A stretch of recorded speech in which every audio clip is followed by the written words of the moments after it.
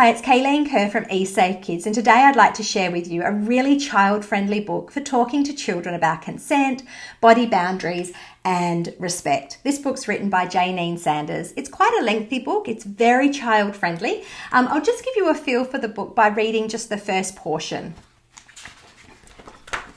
Your body belongs to you, and you are the boss of it.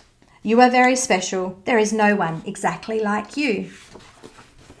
Everyone in the world has a body boundary. Your body boundary is the invisible space around your body. This space may be invisible, but that doesn't mean it isn't there. No one should come inside your body boundary without you saying it's okay. Look at this boy.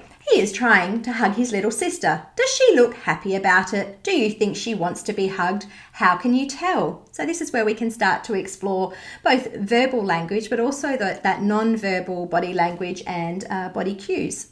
Here is what the boy should have done. Can I have a hug, please? Yes, you can. Can I have a hug, please? No, thanks. I don't feel like hugging today. The boy should have asked his little sister for a hug. This way the little girl can answer, because after it all, it is her body. The little girl has two choices. You can say yes, or she can say no. If she chooses to say no, then the boy should respect that choice and not hug his little sister. No thanks.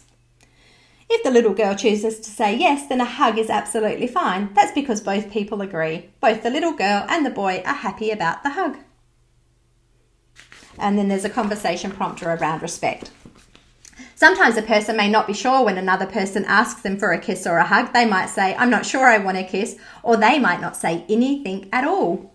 When a person says, I'm not sure, or they say nothing at all, this is not a yes. The person has not given their consent. Consent is another important word for you to know. Consent means you have said yes and you are happily agreed to the hug or the kiss. May I have a kiss, please? Yes. Sometimes kids say yes to kisses and hugs, then really don't want a kiss or a hug. This might be because an older child or a teenager or an adult has asked them. It's always important to say exactly what you want. Remember, it's your body and what you say goes. You can say no to kisses and hugs if you want to. You can say no to an older child, a teenager or an adult. If you don't want to kiss or hug someone, you can give that person a high five or shake their hand. It's your choice to make. And even if you say yes to a cuddle or someone holding your hand, you can ask them to stop at any time. Just because you said yes doesn't mean they can hold your hand as long as they want to. If at any time you don't want a person to hold your hand or cuddle you, then that person must respect your choice and stop what you ask them to do. I don't want to hold hands right now. Okay, that's fine. Sometimes you might want to hug your baby brother or sister, and even though a baby can't speak, you can tell if a baby wants to be hugged or not.